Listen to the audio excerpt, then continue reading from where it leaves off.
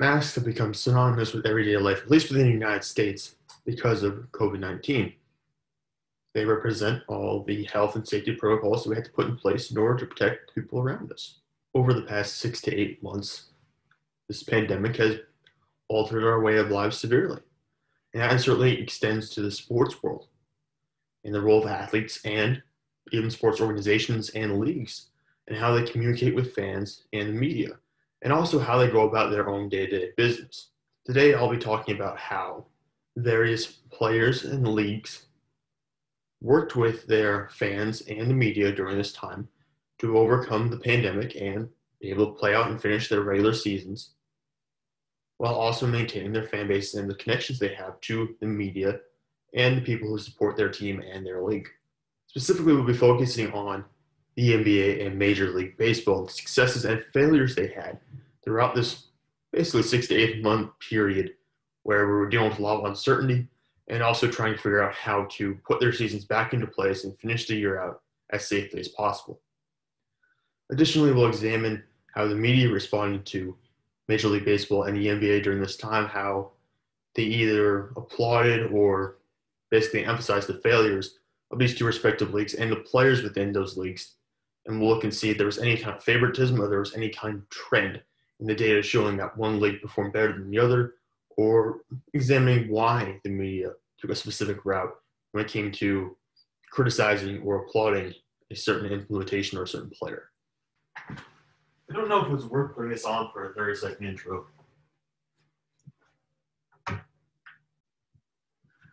All right, this is much better. And before we get down to the meat and bones of this conversation, we need to discuss a brief timeline of how the NBA and MLB went about postponing their seasons and responding to COVID-19. So on March 9th, Major League Baseball announced that it planned to continue playing spring training games. A couple days later, on March 11th, Rudy Gobert tested positive for COVID-19. Rudy Gobert, that's this guy. He's also the one who a couple days earlier was touching all the microphones of every reporter at a press conference, joking about COVID-19. So not a hot start for the NBA when it came to handling the coronavirus. But he tests positive on March 11th. All games are shut down that night. The season is suspended indefinitely. The next day, Major League Baseball cancels its spring game, so it makes a good move there. And on March 16th, Rob Manfred and Major League Baseball announced they plan on playing a full regular season, although they're pushing the starting date back to May. So essentially moving it back a month. And a couple days later, on March 27th, Major League Baseball is still planning on playing most of its regular season, hoping to get out a whole 140 games before hitting the playoffs. And then we have a huge jump. We essentially cut it off at March 27th. We don't start again until July 23rd, when it's finally hitting opening day. So much for the 140 games Major League Baseball planned on playing. They ended up with a 60-game regular season. So we can tell things didn't go as planned for Major League Baseball. Whereas with the NBA, much quieter about what they're planning on doing for ending the regular season. They did not come out with any announcements that they plan on playing 140 games or plan on finishing the entirety of the season. They were patient. They waited. They didn't start playing again until July 30th, so it took a little bit longer to get going in Major League Baseball. However, when we look at this, I think we'll realize that the NBA had a much better plan in place. They had a much more firm protocol. They had a better understanding of the whole situation. And throughout the process of being away during the suspension period, they had much better communication, not just with the media, but with the fans within their organizations. And we'll see from examining the media and different articles produced by the sports media that the NBA by far outdid Major League Baseball in terms of raising awareness for coronavirus, communicating with the fans, and generally building a positive profile during the period of suspension. During the period of suspension where none of the leagues were operating, the NBA put forward a calculated and prepared social media campaign where they developed new platforms to encourage people to do social distance, to follow COVID-19 safety procedures, to listen to doctors, raise awareness, to even focus on their mental and physical health. So the NBA put forward a really coordinated effort on its social media platforms, specifically Instagram, also Twitter, where they showed PSAs of league officials, were just players and all-stars, giving advice and telling fans, listen, this is what you need to know. Here's where you can find more information about COVID-19. It was a very well put together social media campaign that had a very positive effect. And the NBA also donated plenty of money, food, and masks as well to needy communities or to health professionals. So the NBA was involved in every facet of just uplifting, I guess you'd say, society during this time and during the period where COVID-19 basically had peaked and was shutting down most of the country. Now, the MLB also had its own initiatives. It did have its own PSAs, I should say, to a sense. They only had one or two, though, and they did encourage people to follow the same safety protocols that the NBA did. But Major League Baseball was very quiet during this time. It was a very quiet period for the league. We saw more action from the players actually in the form of donations from the MLB itself. And Major League Baseball had very few joint posts where it worked with players to coordinate and put together a social media package that could encourage fans or communities to stay connected while remaining socially distanced. Major League Baseball and its players did prepare and give out donations, of course, to organizations or to communities in need during this time. But it's very quiet compared to the NBA. It really did not follow the national narrative of, hey, we're all in this together. While the NBA had hashtag NBA together, and Major League Baseball was kind of separate, off doing its own thing in the sense, and trying to negotiate with players to get the season back on track. Because Major League Baseball had originally said they wanted a full season, and it was 140 games. And he ended up with a 60-game regular season that started at the end of July because they could not get through contract negotiations with the players, basically, and the Players Association. So Major League Baseball had a lot of internal issues during that time, whereas the NBA set forward a very clear plan. And they were prepared to move forward, and obviously they stayed connected with the players and the fans for the whole process, whereas Major League Baseball, there was a huge disconnect between the league, the players, and the fans and sporting society in general during that time, to the point where we got to July, and people were wondering, is it even worth having a Major League Baseball season at this point? And are we even going to have one at all? Because they can't get to an agreement between the league and the players, who had no such concerns with the NBA. It was always believed the NBA would be back eventually. And the NBA did a good job of staying connected with its fans throughout this time. Even if it wasn't providing updates on what was going on behind the scenes, you still felt connected to the league because you saw these players appearing in these posts. And the NBA in general has a much bigger social media reach than Major League Baseball, and they really use it to their advantage during this time, building up a lot of credibility during the suspension period. I think we saw it reflected in the media's coverage of the NBA during the suspension period, but also afterwards. They had built up a lot of public credibility. We could see that they earned a lot of positive coverage because of that. And in an article before, Bruce Wiley summed up the NBA's impact perfectly when saying that over 40 current or former players appeared in public service announcements for the NBA on its social media platforms. And that includes TikTok, Facebook, Twitter, and Instagram. And in total, these posts generated 59 million views. Major League Baseball could not compete whatsoever with that. Even if they had posted more of these joint posts, which it didn't, they would never have come close because they have far fewer social media followers than the NBA does. And that really sums up the impact of the NBA during this period where they had that social media blitz, where they were trying to put forward this campaign. And it was very effective, and at the very least, reaching people. And briefly here, before we start talking about what happened when the leagues actually resumed play, we should mention that during this time in the suspension period, there was this narrative developing by the national media and also by the sports media that there's a right and wrong to how to do COVID-19 or how to handle COVID-19. I think a quote from Mike Trout summed it up fairly perfectly. He said, everyone on the Los Angeles Angels is being accountable, staying in the hotel room, and doing the right thing and making the right choices. It's been good so far. It's definitely scary for baseball. So he's saying that the Los Angeles Angels are making the right choices. Well, subsequently, if we apply that logic to Major League Baseball teams that contracted COVID-19 down the line, wouldn't infer that they are doing the wrong thing, they're making the wrong choices. And ultimately, that's the narrative I believe that sports media and also the national media adopted, is that there's a right and wrong how to do this. It's a very black and white situation. And if you are in the wrong, you are part of the problem. There's no in between. And if you are in the right, well, good for you. And I think they say ultimately, throughout this whole process, we'll see that the NBA emerged on the right side of things, whereas Major League Baseball came out on the wrong, even down to the World Series, which we'll talk about in a little bit. Major League Baseball found a way to come out on the wrong side of this situation, whereas the NBA was almost always in the right. And that's part of the reason why I believe the NBA got better coverage than Major League Baseball. Overwhelmingly, the posts that I observed for this project were positive for the NBA, or at the very least neutral, whereas with Major League Baseball, they were overwhelmingly negative. I coded 15 such articles for the NBA and 16 for Major League Baseball. And the MLB was on the negative side of things more often than not. And I argue the NBA came out on top in this situation most of the time because their coverage and their agenda ran parallels the agenda set by the national media, which was promote COVID-19 safety and awareness above all else. And of course, the NBA basically during the suspension period, its social media platforms were almost solely dedicated to doing this and promoting the physical and mental health of communities. Whereas with Major League Baseball, they were obviously sidetracked by internal issues, and you really didn't get to see this appear on their social media platforms. And the NBA had much more coordinated effort. They were clearly more prepared for this kind of thing. And they had already developed their social media platforms to the point where they could handle this workload. Major League Baseball had not done that.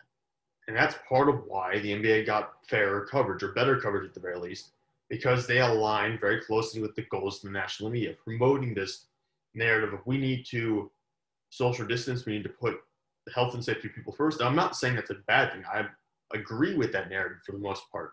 Although how it was implemented by national media is somewhat questionable at times, I agree that's how it should have been. And the NBA followed that almost to a T, which is why they got so much positive coverage during the suspension period and even afterwards. Whereas Major League Baseball was so quiet that was kind of left ambiguous to what their goals were, what their ideas were in this whole situation, how they're going to handle this. And then they ended up getting much worse coverage because of that. But also because some of the actions we're going to talk about in a minute here, what happened early during their regular season and even during the World Series. So while the NBA was preparing to let players enter the bubble and follow a 100-page safety plan they put forward during the offseason, Major League Baseball and its players were doing this. Now, obviously, this would be ordinary in the regular season. That was a walk-off win for the Oakland A's. Of course, they should celebrate, except for the fact that Major League Baseball put forward suggested protocols saying that players maintain some form of social distance on the field or in the dugout. And you end up with a mosh pit at home plate, and this is very early in the year, and automatically all the negative headlines begin rolling out the next day, and Major League Baseball is already behind the 8 ball. The gap between Major League Baseball and the NBA was growing in terms of the credibility they had established for combating COVID-19. And that gap grew even wider when Major League Baseball suffered 2 outbreaks in 2 clubhouses, the Miami Marlins and St. Louis Cardinals.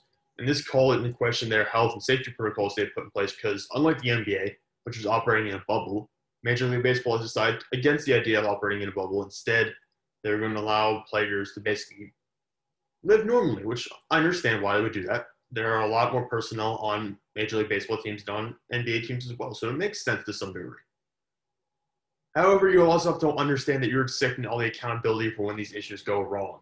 And accountability was another thing the media pushed heavily during the suspension period and during the restart of these seasons. An article from the New York Daily News that came out in June titled "Player Responsibility is Key to Successful MLB Season Amid Coronavirus Concerns" outlined how teams basically have to make the right decisions and their players have to make the right decisions to ensure that a season can be played out. Now, this article came out in June. And we're in July and August when you have players in the Cardinals and Marlins testing positive for COVID-19, and there are concerns about the Marlins, which is a relatively young team, whether or not they were following all the safety protocols put together by Major League Baseball. And I remind you, some of those safety protocols were not required. Instead, some of these safety protocols were framed as suggestions, and they left it up to Major League Baseball teams about what they could do. Now, the Dodgers were so annoyed or concerned about these protocols, the fact that they went above and beyond and set protocols that were higher than what Major League Baseball had originally put forward. When you have an organization within your own league that's going to set new protocols specifically because they feel yours are inadequate, that says quite a lot about what you're doing as a league. The 2 narratives the national media really latched onto during the suspension period and the restart for these leagues were this idea of right versus wrong and accountability. Major League Baseball had quickly put itself on the wrong side of both of these concepts going into the season. And things got worse from there because Major League Baseball circulated an internal memo saying everyone must be accountable for their own conduct because the careless or reckless actions of a few can impact the health and well-being of everyone. And this came out over a month after the article from the New York Daily News emphasizing accountability. And of course, Mike Trout, shortly after these outbreaks in these clubhouses, he said, all right, we need to be accountable for our actions. We need to make sure that everyone's doing the right thing. Well, funny story, less than a week after the memo and Trout speaking out about accountability, pitchers Mike Clevenger and Zach Plesac broke curfew for a night on the town, and that didn't go over so well. That, obviously, those two guys were sent home from the team. They were away from the team for a significant amount of the year, and basically said their team wasn't sure what to do with these guys because of them breaking rules they had set forth to protect players. And these guys clearly ignored it, clearly felt like COVID-19 was no big deal, and they were selfish. And they ended up, of course, on the wrong side of the narrative, and they should have in this situation. And Major League Baseball, once again, was viewed as being inadequate. And so at this point, we can really see the media and also the sports world becoming very frustrated with Major League Baseball. Of course, the MLB had already built up a lot of negative publicity during the summer when they hadn't been able to reach deals with their players, when they hadn't been able to get the season restarted earlier because of an impasse with them and the Players Association over contracts and who would get paid so much. It was basically viewed as Major League Baseball's owners being stingy because these are billionaires, they're negotiating with millionaires, and some of these guys who aren't millionaires. They're also trying to withhold money at times from players in the farm system. We saw it happen with a couple of teams who didn't want to play their minor league players. So Major League Baseball had entered the year with a lot of negative publicity, a lot of frustration, and it started to boil over after this most recent incident. And we can see this in some of the headlines that came out, specifically one from Hannah Kaiser at Yahoo Sports. And the frustration is basically summed up perfectly in the headline: what Major League Baseball should have learned from America's botched pandemic response, but didn't. That's really what it came down to, is the media, which have been pushing this idea of safety, accountability, right versus wrong. And here we were, months after the United States had difficulties containing coronavirus and had basically had failed at containing COVID-19. Now Major League Baseball was undergoing the same process, same issues, and they had failed to contain COVID-19 and basically prevent their season from potentially being wrecked. Now, of course, they did recover and play out the full season, but at the time there were serious concerns that if things got worse, and Commissioner Rob Manfred even said if things got worse, it could cancel the season. And this was all pointing back to Major League Baseball and building a largely negative profile for the league. Now, the NBA wasn't without its own health and safety concerns when they restarted their season in a bubble in Orlando, Florida on Disney's campus. They had their own issues. They ended up actually having to send a player home from the Houston Rockets. Daniel House actually got sent home for violating COVID-19 health and safety procedures. But he was the only player they had to send home because of these issues. He did have multiple players leave the bubble at times with excuses and then work their ways back in. Although, like, Lou Williams drew a lot of criticism because he actually stopped at a strip club for the food, apparently, just for the food. But he stopped there when he was supposedly away at a friend's funeral. And he stopped there, and of course, he got posted on social media about it. And the NBA took some heat for it, or he took some heat for it mostly. So the NBA was not without its own issues during this time. However, because of the testing procedure they had and because of the quarantine period players had to go through in order to get back into the bubble, the NBA was able to avoid an outbreak of COVID-19 in Orlando. They were able to finish the season out with most of their players healthy, no contracted cases by players, and it was a huge success for the NBA. They actually made a lot of money off of it. They recouped a lot of money they would have lost if they had not finished the regular season. And overwhelmingly, the NBA exited this whole issue looking very positive and very good, at the very least from a COVID-19 perspective, because of everything they did to maintain player safety. And they showed, or at least gave an example of how you can control and avoid COVID-19 in America, which is something people had struggled with for months. And here the NBA comes to this bubble where they have all this technology they're employing. They have daily testing. They have all these requirements. And yes, there's a lot of things being put on the players. There's a lot of pressure being put on the players here. And be able to control and eliminate COVID-19 from the bubble for months is a huge win, not just for the National Basketball Association, but also for scientists and for anyone studying COVID-19. Because now you see a blueprint for how you can control all this, how you can move forward and create a safe environment without the threat of infections. And of course, there's always going to be some threat, but for the most part, the NBA eliminated that with their process and their procedure. And Forbes' Alex Ramir credited the league with developing a formula and showing that we are not powerless to stop this deadly pathogen. It really, Forbes is a big supporter of the NBA throughout this period because of everything they accomplished on social media with the bubble. And this is just an example of positive press the NBA received for their efforts they put in with the bubble and with social media and with their campaign to start the regular season up again, because they did so much. And even when they had guys like House who wrote the rules and got sent home, or Lil Williams who's stopping to get food when he shouldn't be, even when you had those issues, you were still able to survive that and come out with a very positive outlook on your national footprint. And again, the NBA aligned with the national media on most COVID-19 issues. They were working basically side by side and promoting COVID-19 health and safety throughout this whole process, during the suspension period especially, but also to some extent during the restart.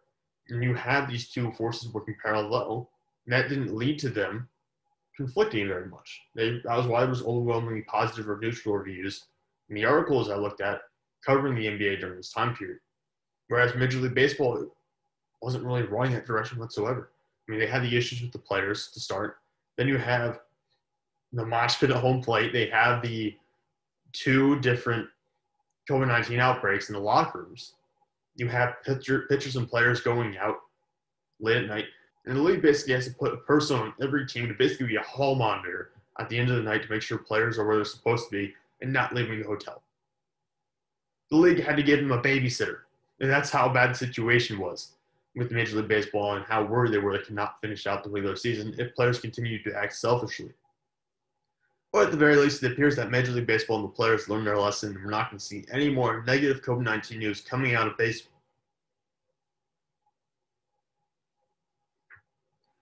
So yeah, that's pretty obvious why the NBA was more successful and received much more positive media attention than Major League Baseball during this time period. However, I don't want to leave the national media or the sports media free of blaming these situations, not because of COVID-19 spread or anything like that, but to some extent, they dehumanized athletes during this time period, especially guys like Clemson who broke rules and understand that they deserve to be publicly shamed to some degree for their actions because it's very selfish and it threatens not only the safety of their teammates, their families, but also the leagues and the future of the leagues in general, with the revenue they could lose if the season has to be canceled. However, I feel like the whole black and white morality spectrum that was set up early on during the suspension period and also some of that accountability stuff, it really put athletes in a negative light because you were either right or wrong. And when you were on the wrong side of things, it was kind of like you weren't fully human, you weren't fully being treated as an individual. We're being very easily divided. And I think the national media played a large role in that. It kind of overlooked the human element of things. Even covering the NBA, which was so successful, I mean, there was a lot of player mental health concerns with that because you're basically taking players away from their families. And they did allow families back into the bubble in the playoffs at some point, which was another huge success from, by the way, be able to put the families in the bubble and not have any concerns. But initially, I mean, players, some who had kids like LeBron James, they had wives, most of them do. You separate these people from their families, from their loved ones for months. And you expect them to not have any kind of mental issues, not feel like they want to get out. I mean, that's really what we're looking at here. The NBA had some mental health concerns with these players because you're separating them from their families for so long. And these are people who are used to being able to spend significant amounts of time with their loved ones, especially during this period of time. And during COVID-19, you might want to spend extra time with your loved ones because of all the concerns going around. But the media didn't really pick up on the mental health concerns or anything like that. They really were just focusing on the medical successes involved here. So to some extent, I believe that the national media failed in a sense because they overlooked the humanity of these athletes. They overlooked the mental health concerns. They overlooked the loneliness. And I think a lot of people in the general public sometimes view athletes as the indestructible individuals who are millionaires and in the primes of their lives. But really, there are concerns there for these guys. So I think the national media took a very hardline stance that was to some extent wrong in the way it treated players, wrong in the way it depicted players, both for the Major League Baseball and for the NBA. At the same point, I do understand why players had to be, to some extent, publicly called out for their actions. That's totally understandable. But I think there was a better way to go about it.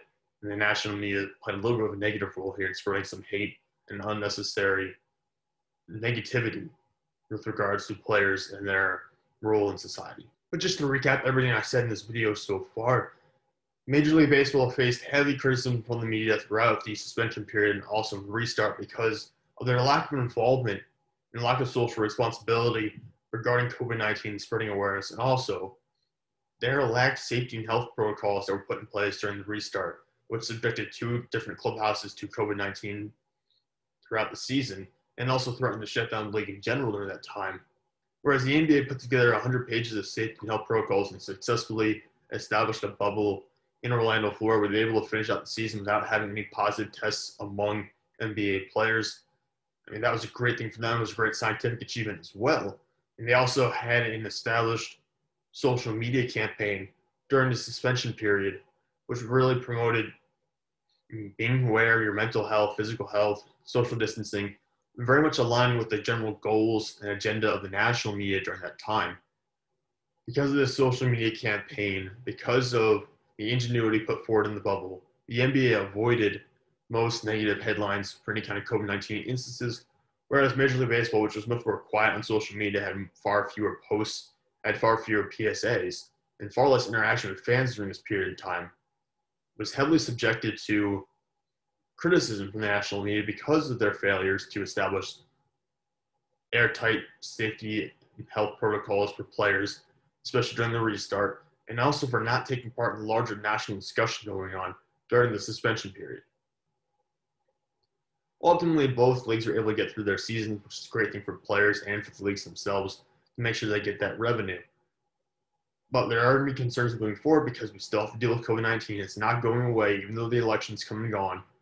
COVID-19 is still going to be an issue.